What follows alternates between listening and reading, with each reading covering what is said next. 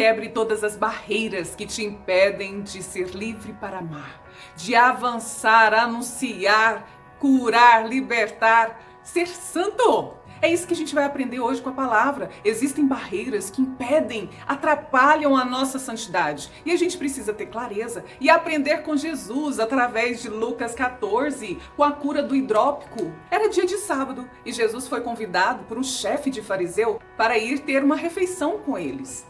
E Jesus foi. Jesus não ficava só com os discípulos, com os apóstolos. Ele andava no meio de pecadores, ele andava no meio de pessoas que queriam ouvi-lo, mas também junto com os fariseus e mestres da lei. E diante de um convite, adivinha, Jesus podia falar assim, não, você não é da minha religião, eu não vou. Não, Jesus foi e entrou na casa desse chefe de fariseu. E aí a gente já pode pegando uma lição quanto a isso, né? Quantas vezes a gente só fica naquele miolinho de vida ali, achando que a nossa santidade é só ali, dentro daquela igreja. E a gente cria barreiras de poder evangelizar aonde é que nós possamos ir.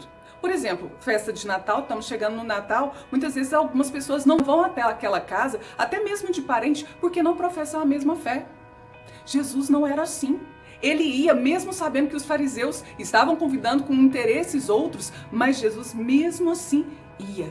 E aí, para a gente ir até esses lugares onde podemos ser provados, a gente precisa saber que é um ambiente que não tem neutralidade. Ou a gente vai influenciar, ou a gente vai ser influenciado. Em todos os lugares existe isso. Ou a gente tem clareza do propósito, o que eu estou indo fazer lá para poder efetivamente influenciar no amor, ou infelizmente a gente pode sofrer influências. Pessoas que ainda não estão totalmente firmes na fé, elas podem, diante de uma festa de Natal ou festa de família, onde tem outras pessoas que têm outros credos, ou até mesmo não tem fé e está ali no mundo com bebedeira, com palavras, com brincadeiras, podem machucar.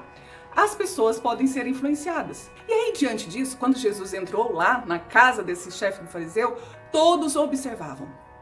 E aí vem outro ensinamento. Já que a gente vai, a gente precisa ter clareza de que as pessoas estão nos observando onde quer que nós estejamos. E para isso a gente precisa ser testemunho vivo de Cristo em nós. Como ser? Sendo imitadores de Cristo, deixando o Espírito Santo agir sobre nós. E aí é a grande diferença. Porque quando a gente vai, quebra as barreiras, as pessoas estão nos observando, a gente precisa ter o quê? Coerência. Sobre o que a gente professa, com o que a gente fala, com o que a gente faz e principalmente como reagimos. E aí, diante disso tudo, na frente de Jesus tinha o hidrópico. O que é o hidrópico? É uma pessoa que está totalmente edemaciada. A gente na área da saúde fala até de anassar, eu trabalhei muitos anos de UTI. E isso demonstra o quê? Algumas falências que podem ser de vários órgãos do corpo ou alguns, por exemplo, uma insuficiência cardíaca, uma insuficiência renal, um distúrbio da autoimune. Várias patologias que podem ser até graves. E aquela pessoa estava na frente de Jesus, inchada por falência de órgãos do corpo. E aí Jesus vai e desafia. É permitido curar em dia de sábado ou não? Jesus faz uma pergunta inquieta, gera o quê? Pensamentos. Eu sou coach, eu trabalho com isso, perguntas para que a pessoa possa pensar, raciocinar. Só que eles sabiam da resposta e silenciaram. Olha só, silenciaram. E aí Jesus, diante disso, outro ensinamento sem respeito humano, pegou pela mão essa pessoa, curou-a e falou para ela ir. Gente, olha que beleza. Jesus, diante das barreiras, mais uma que ele enfrenta, a barreira do respeito humano. Ele enfrenta, vai e cura. E sabendo que mesmo assim as pessoas, em vez de acharem bom porque estava sendo curado, estavam ali no âmbito legal, de legalismo. Mestres da lei, fariseus. E aí ele sabe que ali ele estava curando um edemaciado, um inchado fisicamente, mas que existia ali muito mais pessoas inchadas, só que espiritualmente, da alma, inchados de orgulho. E essa é a maior barreira que nos impedem verdadeiramente de sermos vencedores em Cristo, buscarmos a nossa santidade. O orgulho é a grande barreira para nós vencermos. E a gente precisa ter clareza, porque essa barreira a gente precisa quebrar.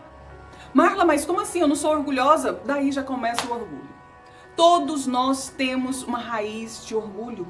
E infelizmente eu trabalho isso com as minhas mulheres, com inteligência emocional. E infelizmente o orgulho vem de feridas emocionais. Principalmente de rejeição, da percepção de rejeição, da percepção de não ter sido amado como deveria. E quem não teve essa experiência desde a infância? E aí a gente cria aquela barreira, nunca mais ninguém e nada me fará sofrer novamente. E a gente cria aquela couraça, aquela barreira, aquele escudo do orgulho que impede da gente dar passos, adivinha para quê? Para a humildade, que é um alicerce para a santidade. Eles estavam todos inchados, não permitiram ter a cura, mesmo com a presença de Jesus dentro da casa. Já viu pessoas que frequentam a igreja e, infelizmente, no orgulho, naquele estado de perfeição, eu sou ministro, eu faço isso, eu já estou pregando, eu já estou fazendo aquilo ali e acolá. Criam todo um pódio que, infelizmente, não traz coerência de santidade e compromete todos os seus passos. Estado de perfeição, minha gente, não é processo de santidade. E a gente precisa sair desse degrau tão alto aí, porque o tombo pode ser grande. Diante do bem, não há nenhum argumento contra que possa ser plausível. Diante desse silêncio deles, a gente precisa também trazer esse silêncio pra gente e podermos ter autocrítica. Quais são as barreiras aí que estão impedindo você de avançar?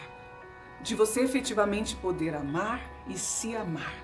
Quais são as barreiras aí do orgulho? Quais são as manifestações do orgulho que tem aí te aprisionado, te encarcerado? Marla, como que eu quebro isso daí?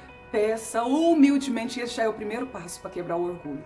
Peça humildemente a graça de Deus, a força do Espírito Santo para você quebrar essa barreira. E vigie diariamente, a cada passo, palavras, ações, reações que impedem da gente efetivamente viver o novo. E que esse novo aconteça na sua vida.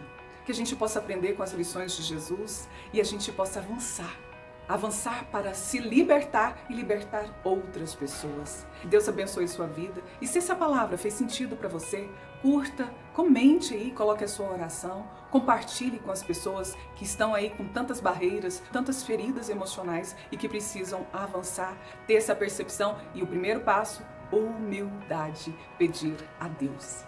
Que Deus abençoe a sua vida e a sua família.